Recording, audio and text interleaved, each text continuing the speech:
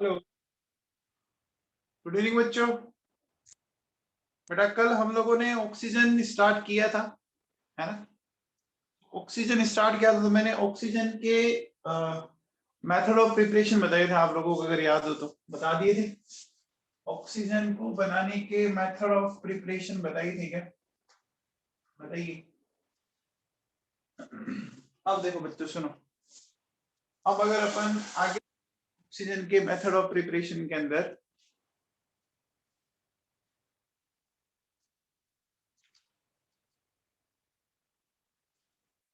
एक बात बताओ बच्चों, चलो अगर जैसे मैं आप लोगों से ये बोलूं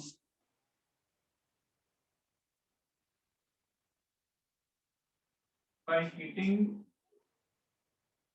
K2Cr2O7 and KMnO4 by heating K2Cr2O7 and KMnO4, ये अपने को बता, ठीक है ना। तो सबसे पहले एक बात बताओ बच्चों, ये K2Cr2O7 की जैसे मैं एक लिखता हूं H2S2O7, आप बता सकते हैं बच्चों H2S2O7 क्या देता है? H2S2O7 हीट करने पर क्या देता है बताओ? H2S2O7 किस किन से मिलके बना होता है, आप बता सकते हैं? याद है क्या बच्चों? ओलियम किससे बना था? H2SO4 एंड SO3 से। अरे इनको ऐड करके लिखो, ये तो बनता है। अपन ने कॉन्टैक्ट प्रोसेस में ये रिएक्शन नहीं लिखी थी क्या उल्टी? H2SO4 plus SO3 H2SO4 H2S2O7 बनाया था नहीं बनाया था, ये बताओ। बनाया था ना? अरे बनाया था क्या? अब देखो ये SO3 इस तरह से आगे ब्रेक हो जाता है, हो जाता है। अल्टीमेटली अगर आप H2S2O7 H2SO4 plus SO2 plus half होते, ठीक है, ये है मेरे पास। अब इस H2S2O7 K2Cr2O7 क्या हो जाएगा? देखो यहाँ क्या हो जाएगा, K2CrO4 हो जाएगा। यहाँ क्या हो गया, K2CrO4, ठीक है। अब देखो बच्चों सुनो, क्रोमियम की +6 के अलावा कौन सी ऑक्सीडेशन स्टेट और स्टेबल होती है बच्चों बताओ? जैसे सल्फर की एक तो +6 होती है, एक +4 है, तो क्रोमियम की +3 होती है। तो एक तो +3 का ऑक्साइड बना दो आप, Cr2O3, एंड साथ में आप ये मिल गई ऑक्सीजन, मिल गई क्या? ये समझ में आ गया बच्चों रिएक्शन? ये रिएक्शन समझ में आ गई क्या? अरे बोलो, रिएक्शन समझ में आई? देखो बच्चों ये ऑरेंज कलर का कंपाउंड है, ये येलो कलर का होता है, ठीक है ना, और ये ग्रीन कलर का होता है,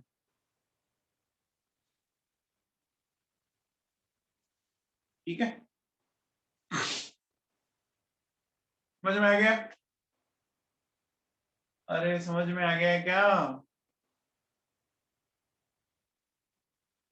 आप लोगों ने जब कॉन्टैक्ट प्रोसेस पढ़ा था तो SO3 को हमने किस में एब्जॉर्ब किया था, याद है क्या?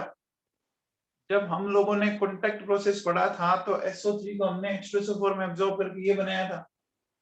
उल्टा चलो वापस, इस रिएक्शन को अगर आपको याद है तो ये आपसे वापस देखो बन जाएगी। अब देखो ऐसे ही देखो, आपके पास ये KMnO4,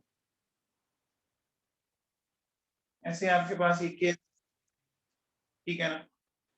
तो देखो बच्चों KMnO4 से अपन कैसे बनाएंगे? KMnO4 से देखो क्या ये मिलता है, K2MnO4।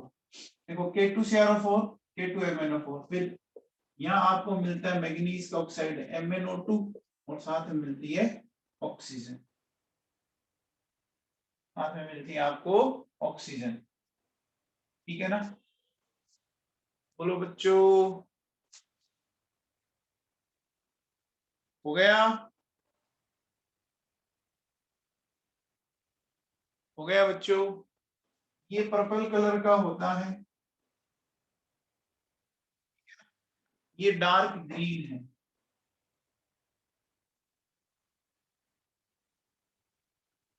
पर्पल ये डार्क ग्रीन है, ठीक है ना? तो फटाफट नोट कर लीजिए।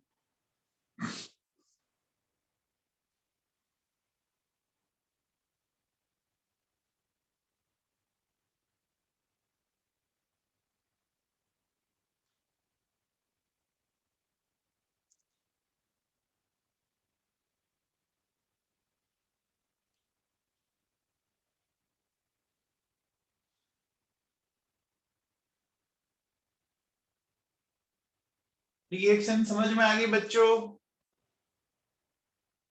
रिएक्शन समझ में आ गई क्या? ये वापस आएगी बच्चों डी ब्लॉक के अंदर।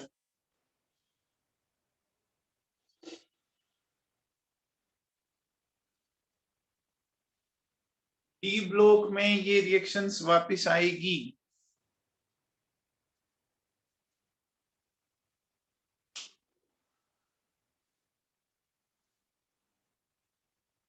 अब आप हेडिंग डालो, हेडिंग डालो बच्चों, abnormal behaviour of oxygen. Heading डालो, abnormal behaviour of oxygen due to following reasons. Abnormal behaviour of oxygen due to following reasons. अच्छा एक बात बताओ बच्चों, क्या मैंने आप लोगों को ये कभी बताया है क्या कि हर ग्रुप का फर्स्ट एलिमेंट जो होता है वो अपने ग्रुप के रिमेनिंग के कंपैरिजन में कुछ अलग प्रॉपर्टीज दिखाता है? याद है क्या? हर ग्रुप का फर्स्ट एलिमेंट ग्रुप के अदर एलिमेंट के कंपैरिजन में कुछ अलग प्रॉपर्टीज दिखाता है, दिखाता है, दिखाता है। तो लिखो बच्चों, हमने हेडिंग डाली abnormal behaviour of oxygen due to following reasons. Number 1 लिखो, लिखिए स्मॉल साइज। नंबर 1 लिखो small size, small size of oxygen.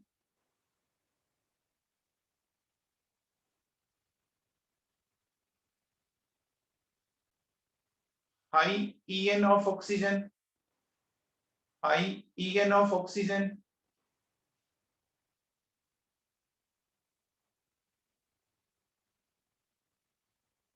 High EN of oxygen.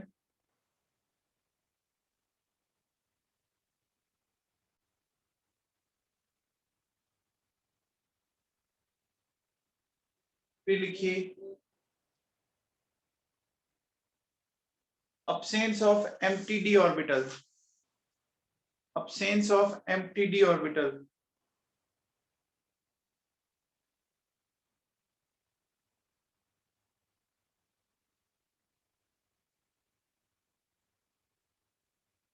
आगे लिखो, लिखिए due to small size, due to small size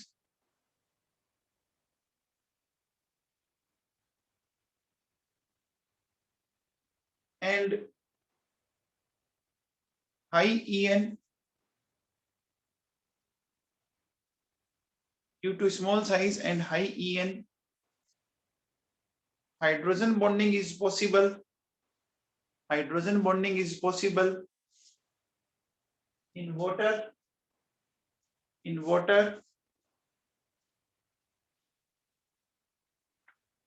in water, but it is not found in, but it is not found in H2S, but it is not found in H2S।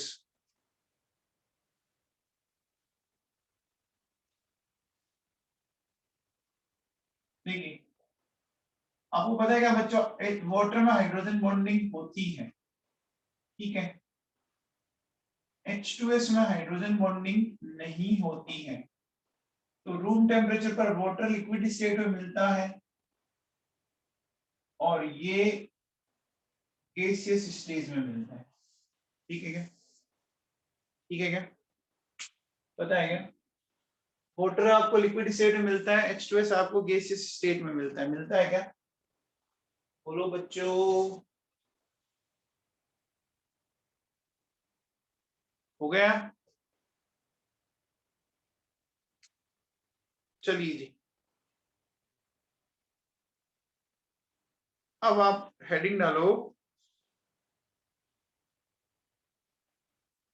Properties of H2, properties of oxygen, properties of oxygen.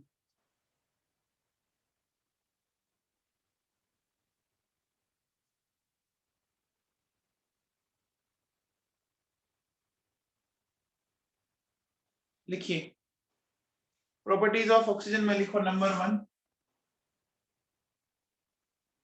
लिखो colourless,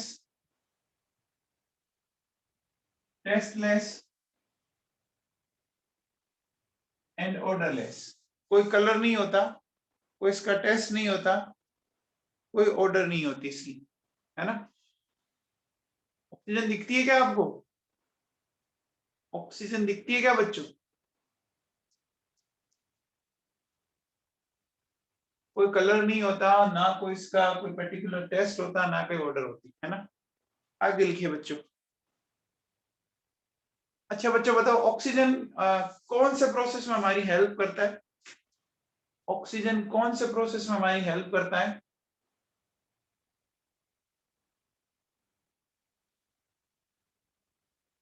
respiration के अलावा? Respiration का मतलब भी तो एक तरह से कंबर्शन ऑफ ग्लूकोज होता है क्या? रेस्पिरेशन का मतलब भी एक तरह से कंबर्शन ऑफ ग्लूकोज होता है क्या? तो ये मैं ये कह सकता हूँ, ठीक है बच्चों, it helps in, it helps in,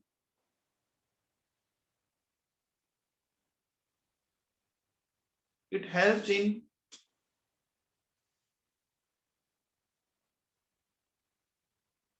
combustion of compounds, है ना? अलग अलग कंपाउंड्स के कंबर्शन में हेल्प करता है ये, ठीक है? फिर देखो,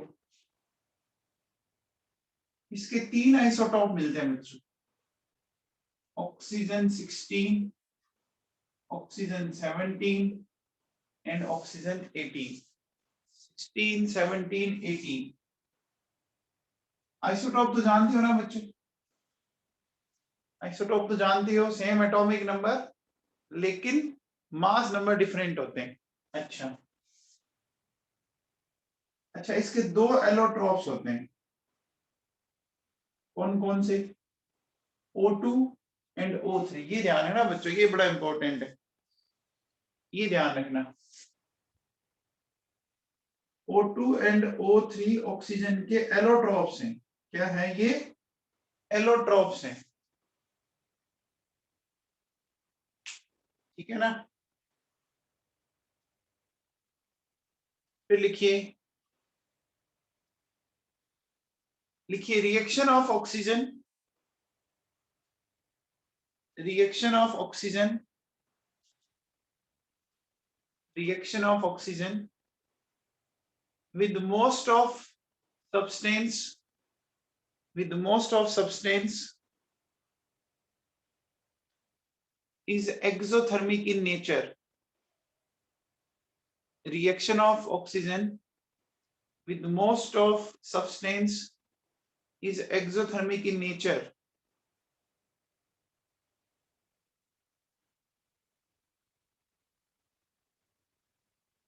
आगे लिखिए,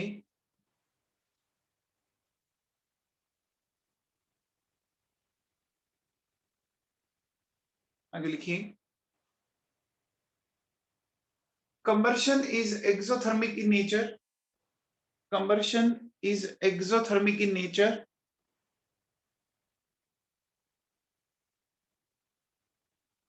combustion is exothermic in nature,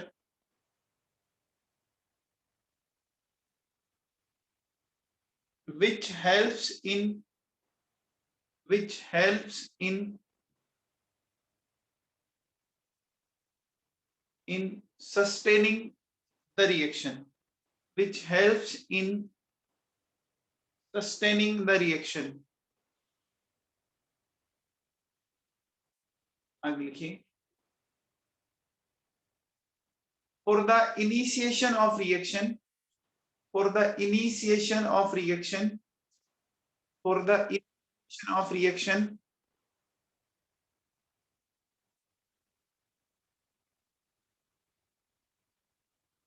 some heat is required for the initiation of reaction, some heat is required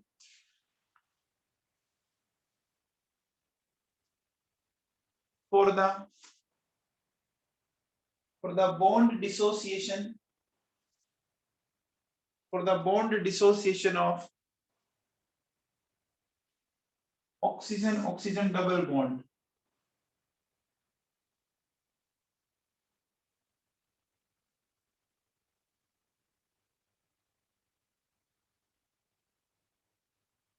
देखो बच्चों, एक बार आपको रिएक्शन को स्टार्ट करना है तो O2 का जो मॉलिक्यूल है इसको हमें ब्रेक करना पड़ेगा। बोलो बच्चों, O2 के मॉलिक्यूल को ब्रेक करना पड़ेगा।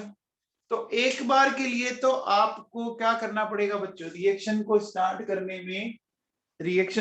करने में आपको एनर्जी देनी पड़ेगी। रिएक्शन को स्टार्ट करने में आपको एनर्जी देनी पड़ेगी। ये बात समझ में आई? जस्ट लाइक जैसे आप लोगों को कोई बिजनेस करना है, तो बिजनेस करना है तो पहले आप लोगों को क्या करना पड़ता है उसमें, बताओ बच्चों। जब आपको कोई बिजनेस स्टार्ट करना है तो पहले आपको इन्वेस्टमेंट करना पड़ता है ना, इन्वेस्टमेंट करना पड़ता है, इन्वेस्ट करेंगे। तो वही बात है कि अगर आपको कंबर्शन से हीट चाहिए तो पहले आपको क्या करना पड़ेगा, पहले ऑक्सीजन ऑक्सीजन का बॉन्ड ब्रेक करना पड़ेगा। समझ में आता है?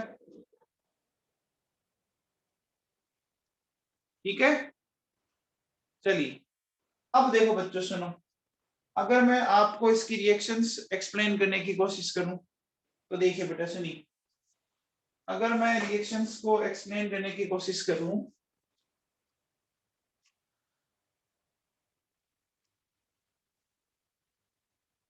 चलो बच्चों बताओ, मेरे पास ये कैल्शियम है और ये ऑक्सीजन है।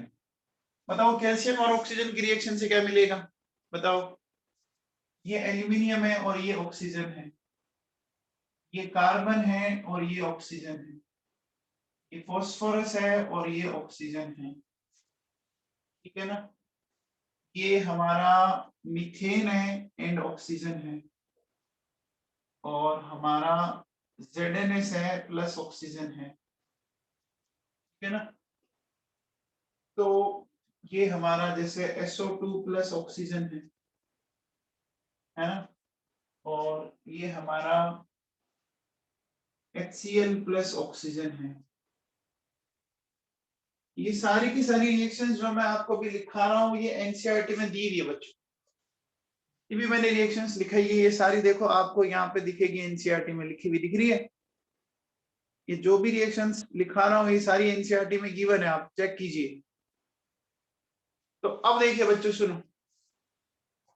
बताओ कैल्शियम प्लस ऑक्सीजन क्या बनाएगा, कैल्शियम प्लस ऑक्सीजन क्या बनाएगा, कैल्शियम ऑक्साइड। बहुत सिंपल है, बैलेंस करने के लिए ये कर दो। बताओ बच्चों एल्यूमिनियम प्लस ऑक्सीजन क्या बनेगा, एल्यूमिनियम प्लस ऑक्सीजन क्या बनेगा, बहुत ही सिंपल है, Al2O3 मिलेगा। याद है क्या बच्चों, Al2O3 का फॉर्मेशन आपने मेटलर्जी में कौन से प्रोसेस में पढ़ा था, Al2O3 का फॉर्मेशन कौन से प्रोसेस में पढ़ा था, याद है क्या? एक प्रोसेस आया था गोल्ड स्मिथ एल्यूमिनोथर्मिक प्रोसेस, याद करो। Al2O3 में Al2O3 बनता था, हमने बोला था कि Al2O3 का फॉर्मेशन हाईली एक्सोथर्मिक होता है, तो रिएक्शन को सस्टेन करने के काम आता है। क्या मैंने ऐसा पढ़ाया था आप लोगों को? Thermite process, good. बताओ कार्बन प्लस ऑक्सीजन क्या मिलेगा, कार्बन प्लस ऑक्सीजन क्या मिलेगा, CO2। ठीक है, P4 प्लस O2 ये मिलता है P4O10। अब बताओ बच्चों मीथेन प्लस ऑक्सीजन क्या मिलेगा, मीथेन प्लस ऑक्सीजन क्या मिलेगा? बहुत सिंपल है, CO2 प्लस वाटर मिलेगा।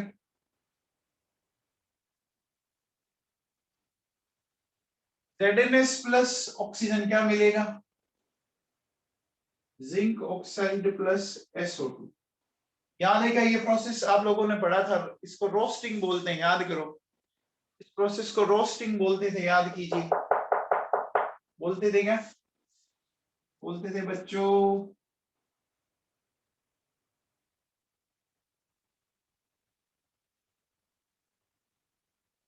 इसको बैलेंस करो बेटा, 1 मिनट।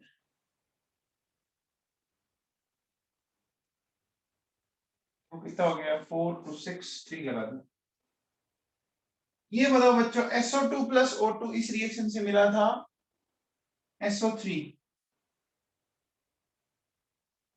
इस रिएक्शन से मिला था SO3। ये कौन सी रिएक्शन है, याद है क्या? ये कौन सी रिएक्शन है, याद है आप लोगों को? पढ़ ली अपन लोगों ने ऑलरेडी। कौन सी रिएक्शन है? अरे यार क्या कर रहे हो बच्चों? Contact process. याद करो, V2O5 कैटलिस्ट काम में लिया था और ये रिएक्शन थी कॉन्टैक्ट प्रोसेस। पढ़ा है ना यार? HCl plus oxygen. तो देखो बच्चों, HCl प्लस ऑक्सीजन ये हमने किया था CuCl2, याद कीजिए। यहां से अगर मैं ये 2 ऑक्सीजन ले लेता हूं तो ये निकाल देगा वाटर का मॉलिक्यूल बाहर। क्या मिल जाएगा? H2O plus Cl2। ये कौन सा प्रोसेस? Deacons process. कौन सा प्रोसेस है? डेकन्स प्रोसेस। ठीक है, ये कौन सा प्रोसेस है? डेकन्स प्रोसेस। तो हो गया बच्चों। ये रिएक्शंस बच्चों आपके एग्जाम में दी हुई है।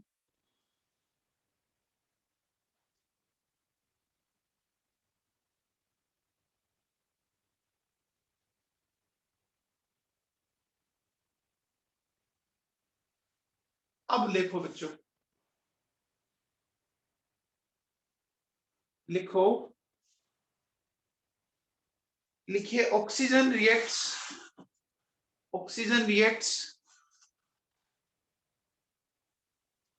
with with all metals with all metals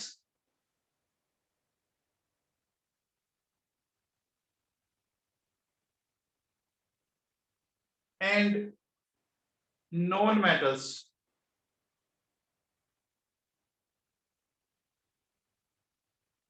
with all metals and non metals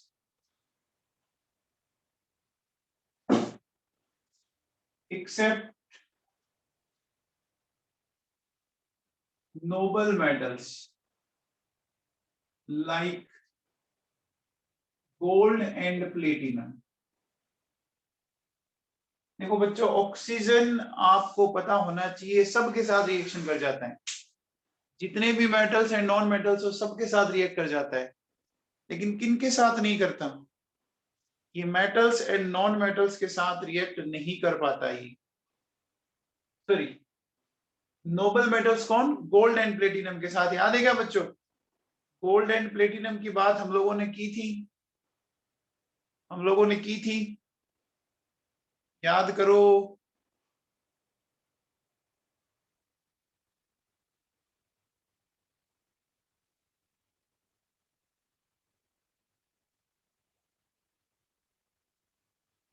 ठीक है, आगे लिखो।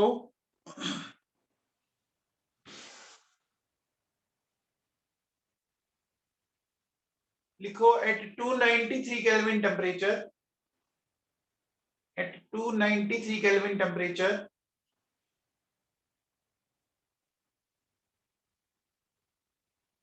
100 ml water has 100 ml water has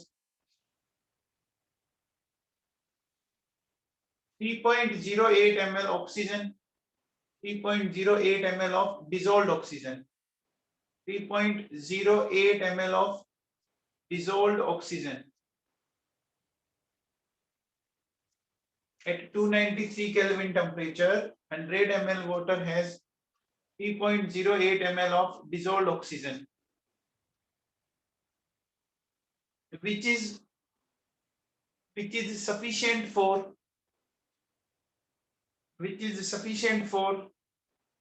aquatic animals, which is sufficient for aquatic animals.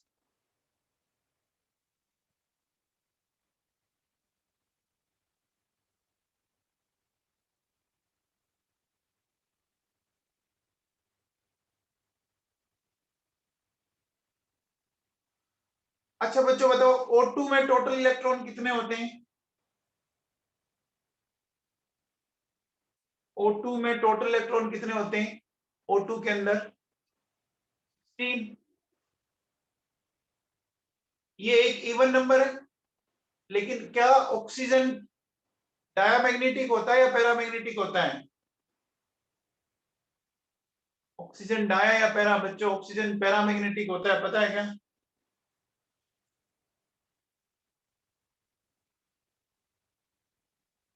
बोलो बच्चों, तो लिखिए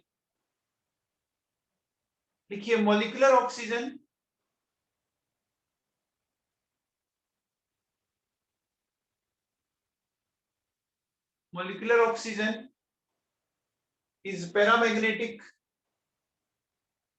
is paramagnetic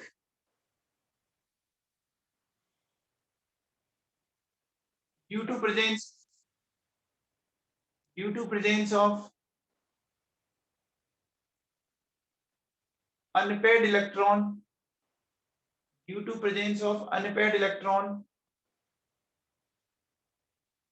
in anti-bonding molecular orbital. In anti-bonding molecular orbitals.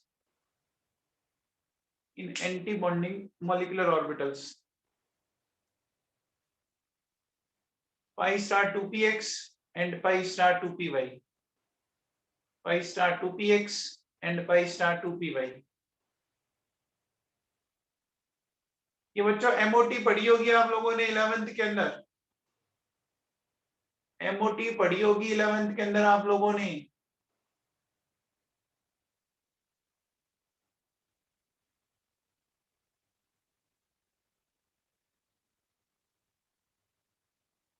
एक छोटा सा क्वेश्चन लिखो, बताओ बच्चों,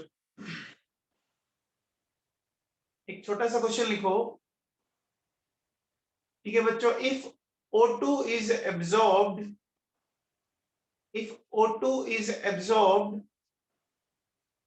on metal surface, if O2 is absorbed on metal surface, then what will be the effect?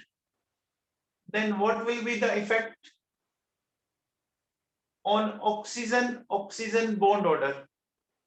Then what will be the effect on oxygen bond order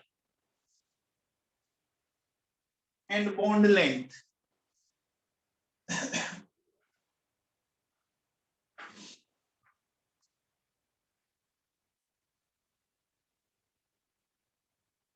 हाँ जी भाई, चलिए देखिए, लिखिए।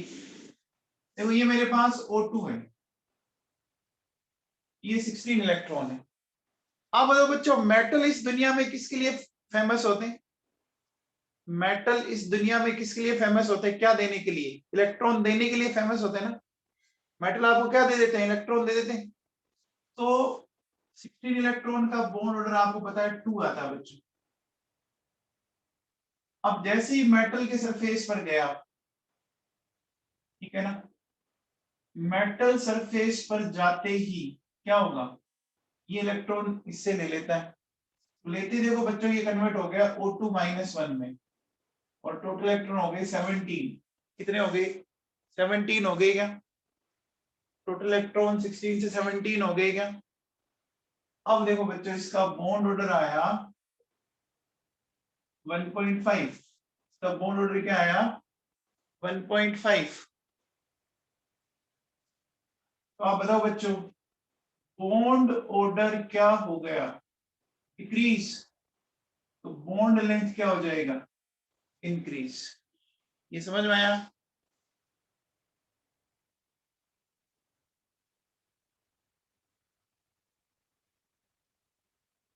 समझ में आ गया? अरे ये इलेक्ट्रॉन कहां से आया पता लग रहा है क्या? आप मेटल के पास गए हो तो बच्चों मेटल आपको क्या देगा, आप मेटल के पास गए हो तो मेटल के पास क्या देने के लिए, इलेक्ट्रॉन ही है ना। बोलो, समझ में आई बात? समझ में आई बात? ठीक है, चलिए बच्चों, अब आप हेडिंग डालो बच्चों ऑक्साइड्स, हेडिंग डालो बच्चों ऑक्साइड्स।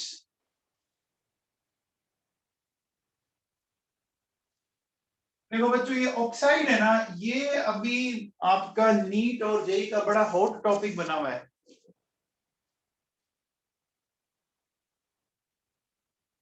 है ना। ये अभी नीट और जेई का बहुत ही हॉट टॉपिक बना हुआ है। हॉट इन द सेंस, अगर आप अभी देखो ना, नीट के पिछले 4 से 5 साल के पेपर उठा के देखो तो नीट के ऑलमोस्ट हर पेपर में ऑक्साइड पे क्वेश्चन आया हुआ है। जेई में ऑलमोस्ट हर एक पेपर में इसका क्वेश्चन पक्का आया ऑक्साइड में। इसको ढंग से समझ लीजिएगा, आता है यहाँ से क्वेश्चन, आप प्रीवियस पेपर करके देखोगे तो आपको पता लग जाएगा बच्चों। अच्छा, ऑक्साइड को जानते हो क्या बच्चों, ऑक्साइड को जानते हो? कोई भी एलिमेंट जब ऑक्सीजन के साथ कंबाइंड होता है तो बनने वाला कंपाउंड क्या होता है, ऑक्साइड होता है।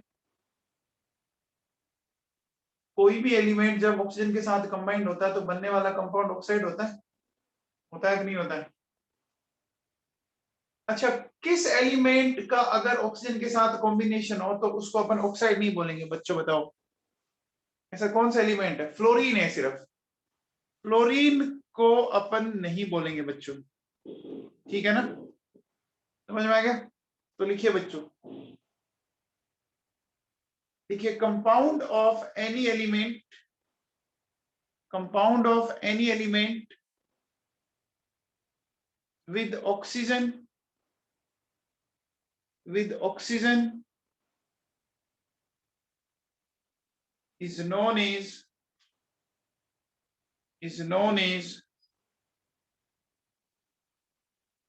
oxide, is known as oxide।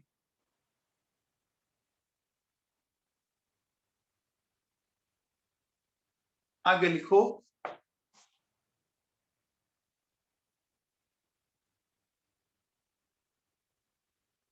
आगे लिखिए, oxides are classified in two types, oxides are classified in two types।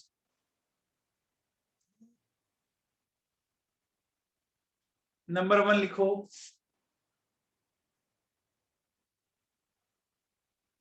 Simple oxide, number 1 लिखो सिंपल ऑक्साइड, सिंपल ऑक्साइड। इसमें लिखिए only one oxidation state of element,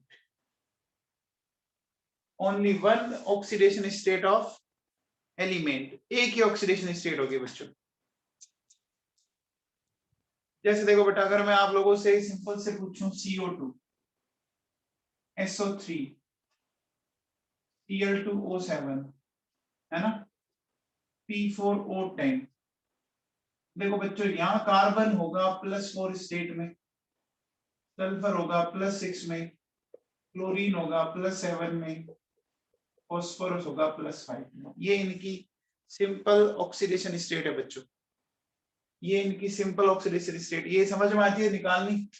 suppose Cl2O7 में निकालनी, 2 chlorine है, एक का X अज्यूम कर लीजिए, 2 क्लोरीन का 2X। ऑक्सीजन की क्या होती है वैलेंसी, -2, -2 × 7 = 0। तो x इक्वल्स टू क्या आ गया, 7 आ गया ना, x इक्वल्स टू 7 आ गया बच्चों। सिंपल ऑक्साइड का मतलब समझ में आ गया, सिंपल ऑक्साइड का मतलब समझ में आ गया, ठीक है। अब देखो बच्चों आगे लिखो सेकंड, मिक्स्ड ऑक्साइड, हेडिंग डालो मिक्स्ड ऑक्साइड। इसमें क्या होगा देखो बच्चों, जैसे मिक्स वेज होती है, अपन होटल में खाना खाते हैं तो मिक्स वेज जब ऑर्डर करते हैं तो मिक्स वेज में क्या होता है, अलग अलग वेजिटेबल्स होती है उसके अंदर। तो यहाँ एक ही ऑक्सीडेशन स्टेट थी, यहाँ क्या होगी बच्चों बताओ, यहाँ क्या होगी, अलग अलग होगी ना। यहाँ क्या होगी बच्चों, two different oxidation state of an element, ठीक है ना, two different oxidation state of element, ठीक है। आगे लिखो, majority of mixed metal oxides, majority of mixed oxides have fractional oxidation state of an element, fractional oxidation state of an element, fractional oxidation state of an element। देखो बच्चों, जैसे मेरे पास ये बच्चों Pb3O4, Pb3 क्या, Fe3O4, इसको जानते हो क्या, Fe3O4 का नाम, Fe3O4 को जानते हैं आप लोग, इसको हमने क्या बोला था, Fe3O4 को हमने क्या बोला था, वेरी गुड, इसको हमने बोला था मैग्नेटाइट, इसको हमने बोला था मैग्नेटाइट, बोला था। इसमें देखो बच्चों 3 आयरन है ना, तो क्या है 3x, 4 ऑक्सीजन है, -8, तो x की वैल्यू आई थी 8/3, याद करो, आई थी क्या। अब आप याद करो मैंने Fe3O4 में क्या बताया था आप लोगों को, मैंने ये बताया था क्या कि ये इन दो का मिक्सचर होता है, FeO एंड Fe2O3 का, FeO एंड Fe2O3 का होता है क्या, होता है क्या बच्चों, बोलो, बताया था आप लोगों को। अब देखो इसी तरह से देखो बेटा, जैसे मेरे पास है Pb3O4, Pb3O4 को क्या बोलते हैं बच्चों, जानते हैं आप लोग,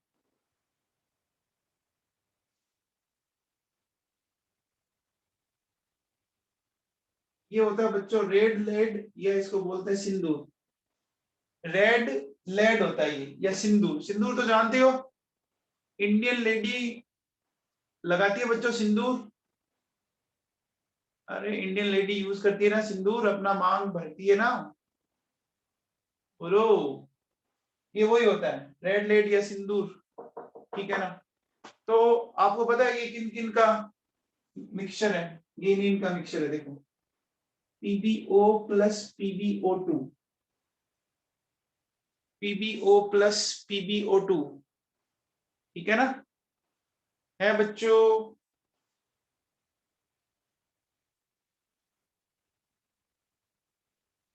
हो गया, हो गया बेटा।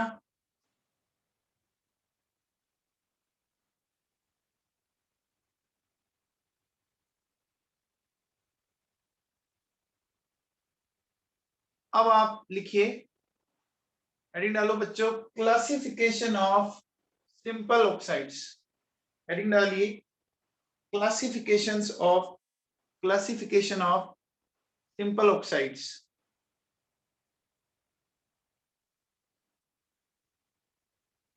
लिखो बच्चों, लिखिए,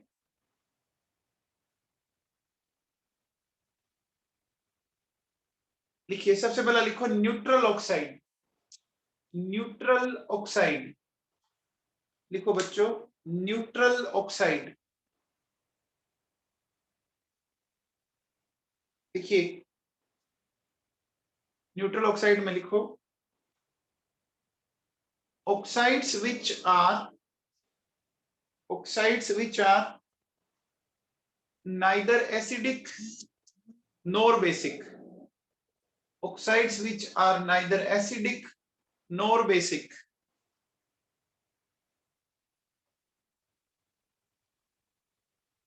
Oxides which are neither acidic nor basic, है ना। मतलब ना तो वो एसिडिक बिहेवियर दिखाते हैं, ना वो बेसिक बिहेवियर दिखाते हैं, वो न्यूट्रल होते हैं, वो न्यूट्रल होते हैं। तो अगर अपन एग्जांपल की बात करें, CO, NO, N2, ये बच्चों बहुत इंपॉर्टेंट है, ये तीनों बहुत बार पूछे गए हैं। रिसेंट जेईई मेंस अभी 2021 अभी जो पेपर हुए थे इस बार के, तो उसमें भी ये क्वेश्चन 2-3 बार पूछा जा चुका है। नीट में पूछा जा चुका है बच्चों ये क्वेश्चन।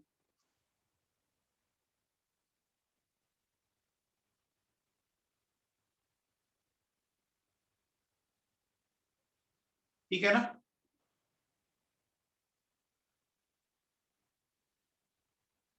नेक्स्ट लिखिए बच्चों,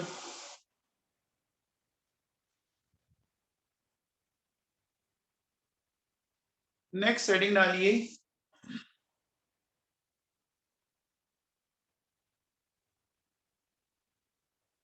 एसिडिक ऑक्साइड्स। एसिडिक ऑक्साइड्स लिखिए।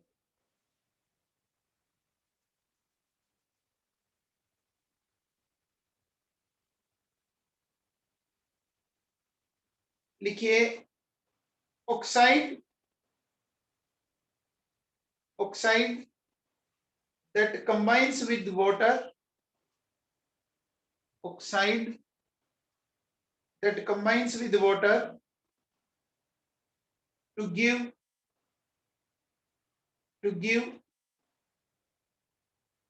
an acidic solution, an acidic solution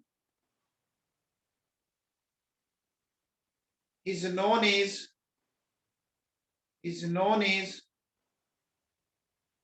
acidic oxide।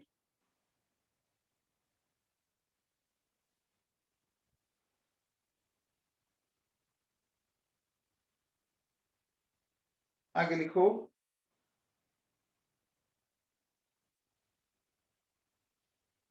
oxides of non-metal, oxides of non-metals and oxides of non-metals and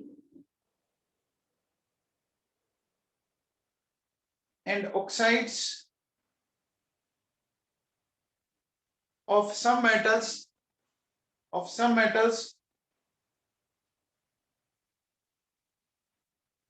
in highest oxidation state, in highest oxidation state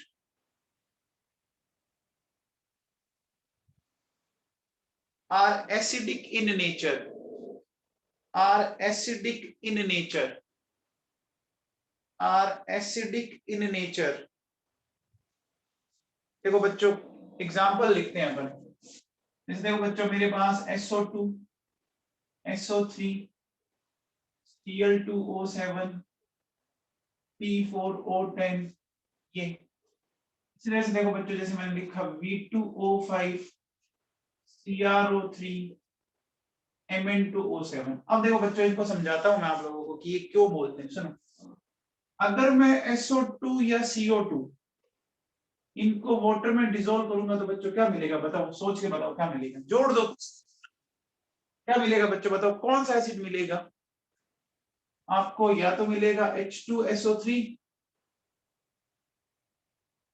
या मिलेगा H2CO3, ये मिलेगा। अब देखो जैसे मेरे पास है SO3 या CrO3, बच्चों क्या मिलेगा बताओ, SO3 CrO3 क्या मिलेगा? H2SO4 H2CrO4, ये कौन सा हुआ? सल्फ्यूरिक एसिड, ये हुआ chromic acid, sulphuric acid and chromic acid.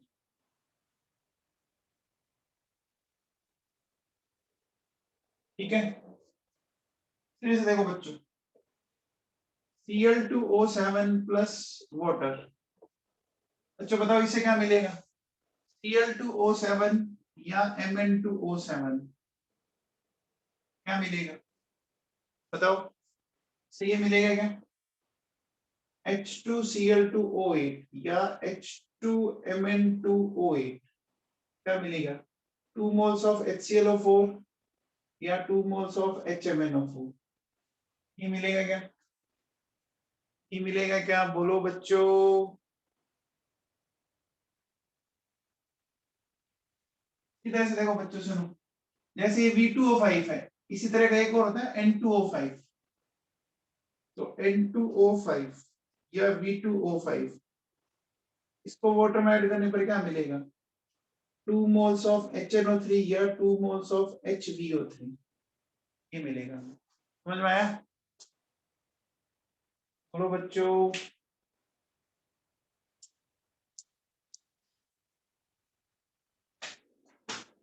ये बात आप लोगों को समझ में आ गई?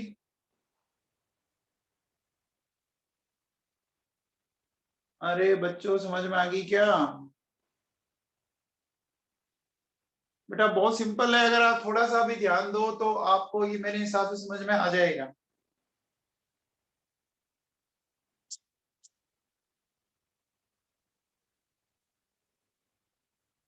किसी को कोई डाउट इसमें?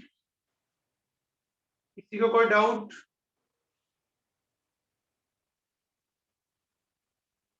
अब बताओ बच्चों, हमने एसिडिक ऑक्साइड कर लिया, एसिडिक के बाद अब अपन कौन सा लें?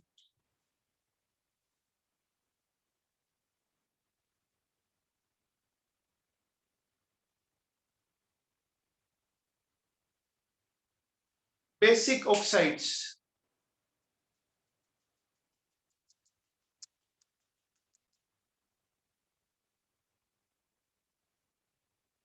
बेसिक ऑक्साइड्स लिखिए, लिखिए,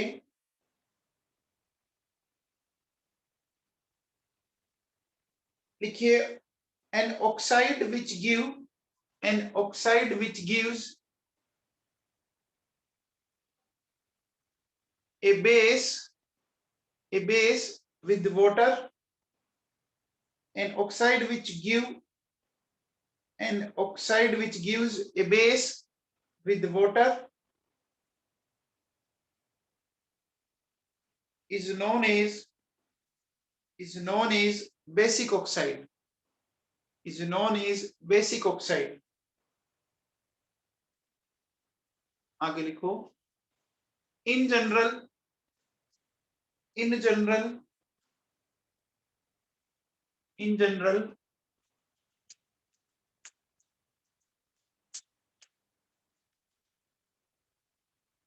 in general, metal oxides are basic in nature। in general, metal oxides are basic in nature।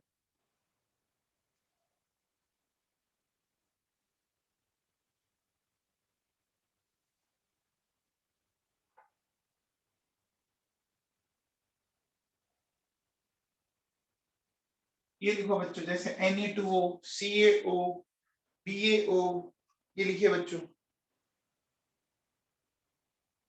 इनको बेसिक क्यों बोला? देखो, जैसे आप इसको वाटर में डालोगे आपको क्या मिलेगा? 2 moles ऑफ NaOH।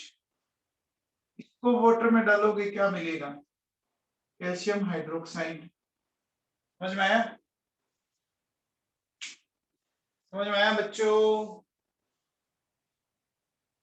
अरे बच्चों, समझ में आया क्या?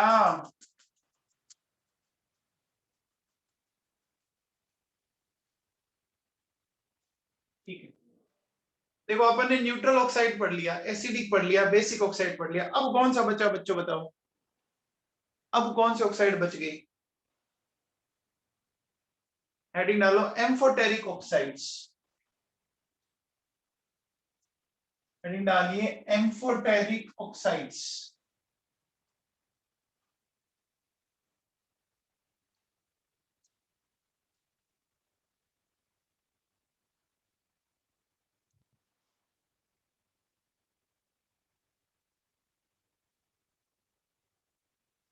लिखिए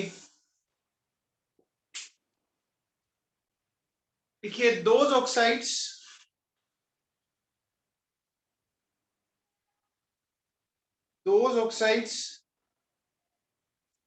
which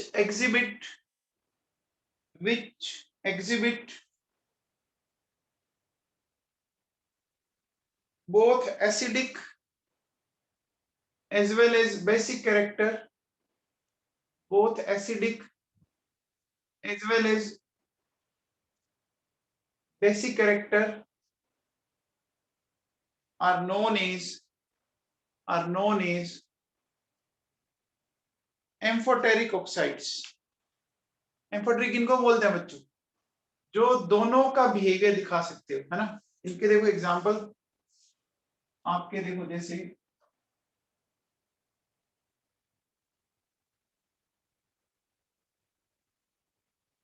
ये है बच्चों, ये बहुत अच्छे से याद कर लेना, पक्का क्वेश्चन देता है ये, है ना। ये पक्का क्वेश्चन देता है, आप देखेंगे तो हर साल ऑलमोस्ट क्वेश्चन आया है।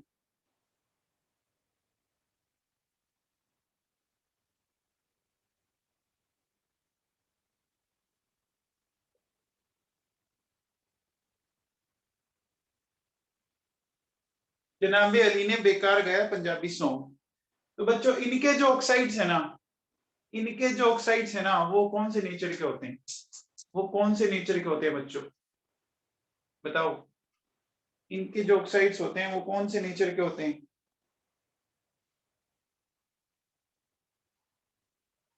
एम्फोटेरिक होते हैं। अब एम्फोटेरिक का मतलब जैसे सपोज मेरे पास ये बेरिलियम ऑक्साइड है, इसको मैंने HCl के साथ ट्रीट किया।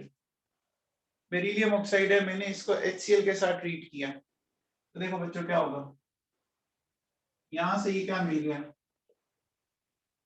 BeCl2 plus H2O। अच्छा, इसी ऑक्साइड को जब मैंने NaOH के साथ ट्रीट किया, आप बताओ किसी भी ऑक्साइड को जब हाइड्रोक्साइड के साथ रिएक्ट करवाना होता है तो मैंने आपको एक कॉन्सेप्ट बताया था कि आप क्या किया करो बच्चों, बताओ। उस हाइड्रोक्साइड को भी ऑक्साइड में कन्वर्ट कर दो, ऐसा बताया था क्या? इससे मिल जाएगा Na2O। अब इसको ऐड करके लिख दो, क्या, Na2BeO2, Na2BeO2 सोडियम बेरिलिएट बोल सकते हैं, या इसको अपन ये भी बोल सकते हैं क्या, Na2BeOH4, Na2BeOH4। आपको पता है क्या, एक जो आयन होता है वो दो हाइड्रोक्साइड आयन के इक्वल होता है, सही है क्या? एक ऑक्साइड आयन दो हाइड्रोक्साइड आयन के इक्वल होता है क्या? होता है क्या, बोलो बच्चों। चार्ज वाइज अगर आप देखोगे तो एक ऑक्साइड दो हाइड्रोक्साइड आयन के इक्वल होता है क्या?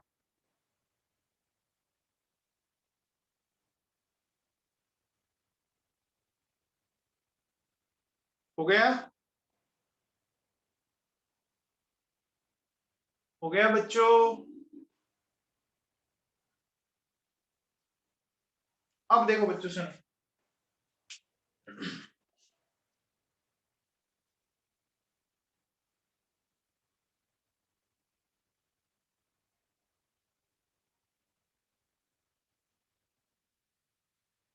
अब देखिए बच्चों एनसीईआरटी में एक रिएक्शन दे रखी है Al2O3 की HCl के साथ, है ना। तो बच्चों बताओ Al2O3 के साथ हमें रिएक्ट करवाना है, ध्यान दीजिएगा। तो सबसे पहले एक बात बताओ बच्चों, Al2O3 में कितनी ऑक्सीजन दिख रही है आपको? Al2O3 में कितनी ऑक्सीजन दिख रही है आप लोगों को? 3 ऑक्सीजन। 3 ऑक्सीजन के लिए कितने हाइड्रोजन चाहिए? 6 चाहिए बच्चों। चाहिए?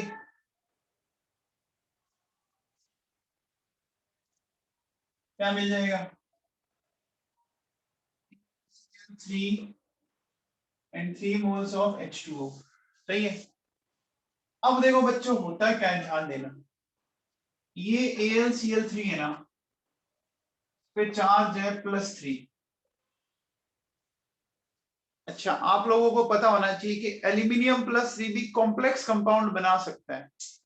एल्यूमिनियम +3 भी कॉम्प्लेक्स कंपाउंड बना सकता है। इन जनरली क्या होता है कि जो चार्ज होता है उसके डबल नंबर में वो अपने साथ इलेक्ट्रॉन डोनर ग्रुप को जोड़ लेते, ठीक है ना। तो बताओ एल्यूमिनियम पे चार्ज कितना है? +3। +3 के साथ कितने मॉलिक्यूल अटैच हो सकते हैं वाटर के? +3 के साथ कितने? 6। अब मुझे बताओ बच्चों, यहाँ टोटल 2 एल्यूमिनियम है, तो यहाँ मैं टोटल 12 वाटर के मॉलिक्यूल्स ले लूं क्या? मुझे क्या मिलेगा? देखो 2 मोल्स ऑफ AlH2O6 Cl3। तो अगर आप इस रिएक्शन को लिखें क्या मिलेगा? ध्यान दीजिएगा बेटा, ये एनसीईआरटी में दी हुई है इसलिए समझ लीजिए। Al2O3 6 moles of HCl। देखो इधर 12 और इधर 3, यानी बचा H2O। ये आ गया मेरे पास।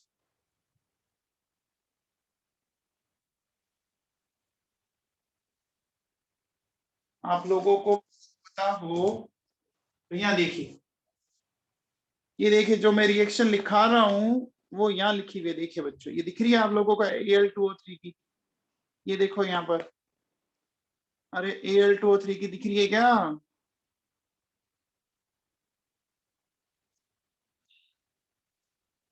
हो गया बेटा? ये हमने बात की Al2O3 के रिएक्शन किसके साथ? इसके साथ बात की हम लोगों ने, HCl के साथ। अब देखो बच्चों,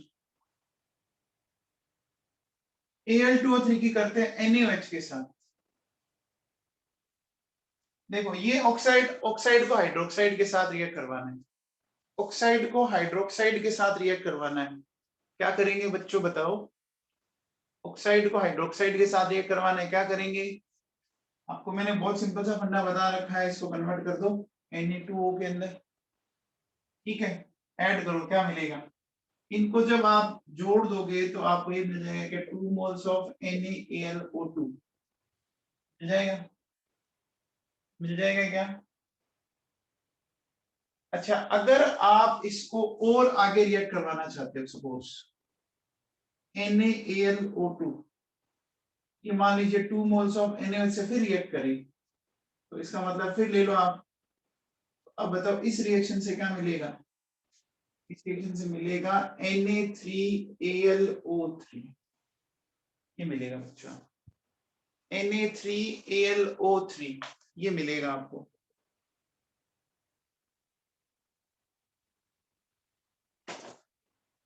आप बताओ बच्चों, यहाँ 3 ऑक्सीजन है, अगर मैं इस ऑक्सीजन को O को हाइड्रोक्साइड से रिप्लेस करना चाहूं तो क्या मिलेगा? ऑक्सीजन की जगह अगर मैं हाइड्रोक्साइड लाना चाहूं तो क्या मिलेगा? कितने हाइड्रोक्साइड आएंगे? 3 ऑक्सीजन की जगह देखो बच्चों ये मिलेगा क्या? Na3AlOH6 मिल जाएगा? अरे मिल जाएगा क्या? बोलो बच्चों। अच्छा बताओ इसकी जगह क्या मिलेगा? इसकी जगह क्या मिलेगा? NaAlO2 की जगह, NaAlO2 की जगह देखो 2 ऑक्सीजन है, यहां लिख सकते हो NaAlOH4। क्या लिख सकते हैं? NaAlOH4 लिख सकते हैं बच्चों। हाँ भैया। अब आप हेडिंग डालिए, अब आप हेडिंग डालो बच्चों, हेडिंग डालो ओजोन, हेडिंग डालिए ओजोन।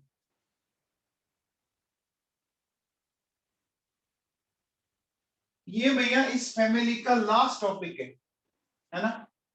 कल अपनी ये फैमिली खत्म हो जाएगी, इसके बाद अब आपकी पी ब्लॉक में एक फैमिली बचेगी, सिर्फ नाइट्रोजन फैमिली, वो काफी बड़ी है। हेडिंग डालिए बच्चों O3 ओजोन, O3 ओजोन। ठीक है बच्चों, लिखिए लिखिए, it is an allotropic form of oxygen, it is an allotropic form of oxygen.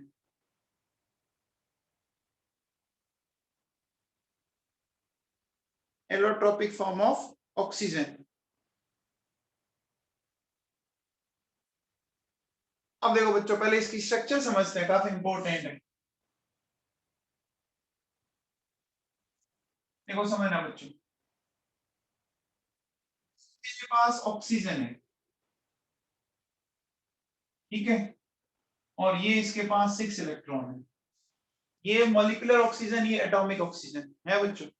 एक बात बताओ बच्चों, एटॉमिक जो ऑक्सीजन है, क्या उसका ऑक्टेट कंप्लीट है क्या? एटॉमिक ऑक्सीजन का ऑक्टेट कंप्लीट है क्या? नहीं है ना। तो ये क्या करता है बच्चों, देखो इससे लोन पेयर लेता है। अब लोन पेयर ये भी ऑक्सीजन दे सकती है, ये भी दे सकती है, चाहे तो आप इससे दिला दो, चाहे आप इससे दिला दो। तो जब आपको पता है कि जब ये इस तरह से इसको इलेक्ट्रॉन देगा देगा बच्चों, तो देने वाले पे आप क्या करते हो, दिखाते हो प्लस, और लेने वाले पे क्या दिखाते हो, माइनस दिखाते हो। ऐसा दिखाते हो नहीं दिखाते हो? अरे दिखाते हो ना। अब देखो बच्चों, अगर इस ऑक्सीजन ने दिया तो ये फॉर्मूला बन गया, इसका ये भी फॉर्मूला बन सकता है क्या? इसका ये भी फॉर्मूला बन सकता है क्या? बोलो बच्चों, ये भी फॉर्मूला बन सकता है क्या? इधर वाली ना देके इधर वाला दे दे, बन सकता है क्या? बोलो पक्का, समझ में आया?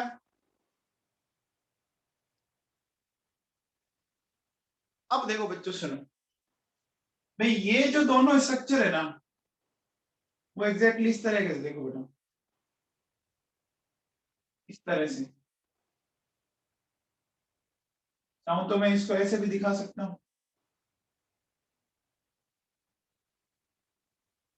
तो मैं चाहूं तो ऐसे भी दिखा सकता हूं, और इसको मैं चाहूं तो इधर भी दिखा सकता हूं।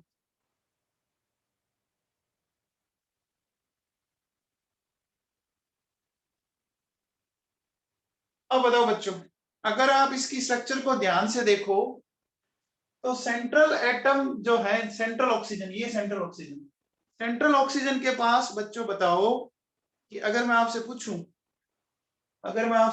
सेंट्रल ऑक्सीजन ने क्या बना रखा है, बता सकते हो आप? ये जो ऑक्सीजन है 2 सिग्मा प्लस 1 लोन पेयर है क्या? 2 सिग्मा प्लस 1 लोन पेयर है क्या सेंट्रल ऑक्सीजन पे बच्चों, बोलो। तो मैं कह सकता हूं इसकी एवरी स्टेट आ गई sp2 आ गई। अब बच्चों आपको पता है बच्चों, ये जो लोन पेयर है ना, देखो नॉर्मली sp2 का बॉन्ड एंगल क्या आता है बच्चों, बताओ। नॉर्मली sp2 का बॉन्ड एंगल आता है 120, sp2 का बॉन्ड एंगल 120 बच्चों। लेकिन यहाँ 120 आएगा क्या? यहाँ 120 आएगा क्या? नहीं आएगा, क्योंकि ये लोन पेयर है। ये लोन पेयर क्या करेगा बच्चों, देखो ये जो लोन पेयर, इसको ऐसे दिखा दो बैलून की तरह, ये इधर से भी इसको दबाएगा, इधर से भी इसको दबाएगा, दबाएगा क्या, ऐसे दबाएगा। तो देखो बच्चों, ये एंगुलर है, ठीक है, और इसका जो बॉन्ड एंगल है वो है 117 डिग्री, 117 डिग्री है बच्चों, है बेटा।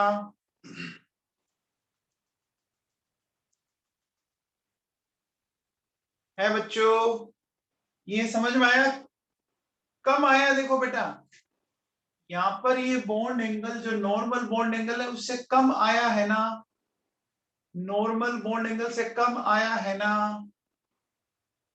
अच्छा बच्चों एक बात बताओ, अगर मैं आपसे पूछूं बच्चों, बताओ ऑक्सीजन ऑक्सीजन बॉन्ड ऑर्डर, मान लीजिए मुझे ऑक्सीजन ऑक्सीजन बॉन्ड ऑर्डर निकालना है, तो बात ध्यान से देखिए बच्चों, ये जो सिग्मा बॉन्ड है उनको तो कोई नहीं छेड़ रहा ना, सिग्मा बॉन्ड तो दो एटम के बीच में हमेशा रहेगा ही रहेगा।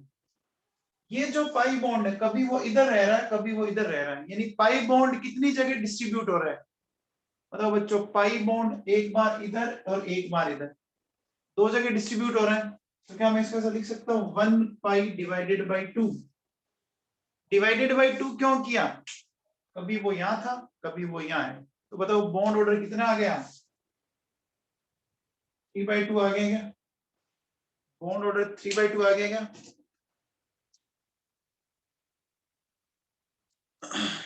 बॉन्ड ऑर्डर 3/2 आ गया क्या।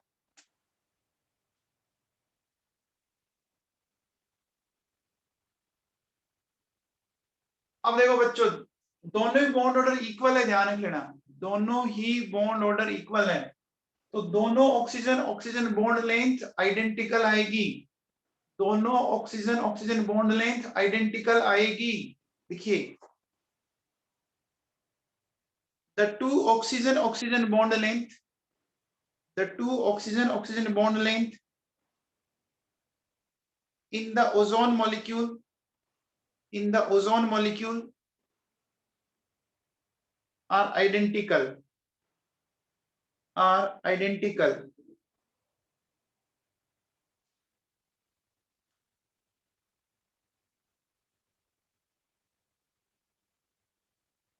ठीक है। अच्छा बच्चों बताओ ये ओजोन बनती किससे है, ओजोन बनती किससे है,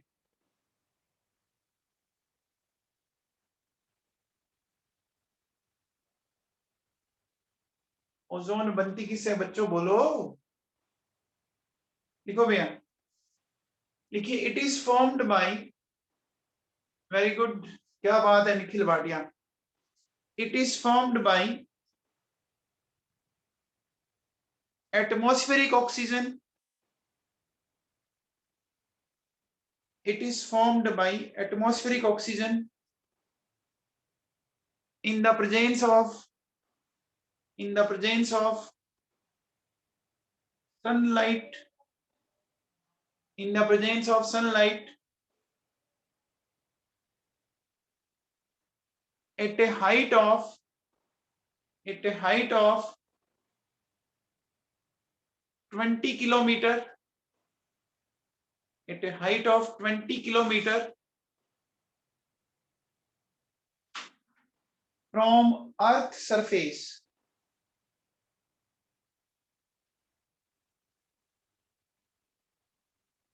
from earth surface, ये अपनी जो अर्थ है ना उसकी सरफेस से नियर अबाउट 20 किलोमीटर की हाइट पर बनती है बच्चों।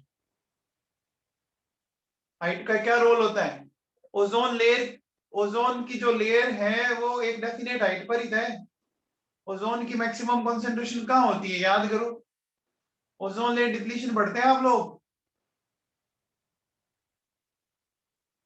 हाँ भैया, एक पॉइंट और लिख लो, बाकी इसको कल अपन एक्सप्लेन करेंगे पूरा। आगे लिखो in laboratory, in laboratory it is prepared by, it is prepared by O2, in a laboratory it is prepared by O2 in ozonizers, ozonizers apparatus, ozonizers apparatus,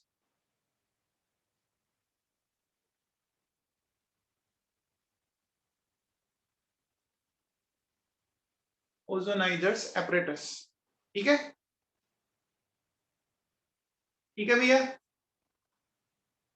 तो चलिए कल अपनी ये फैमिली कंप्लीट हो जाएगी बच्चों, कल अपनी ये फैमिली कंप्लीट हो जाएगी, ठीक है ना, तो अपन लेटर ऑन बात करेंगे फिर आगे, ठीक है।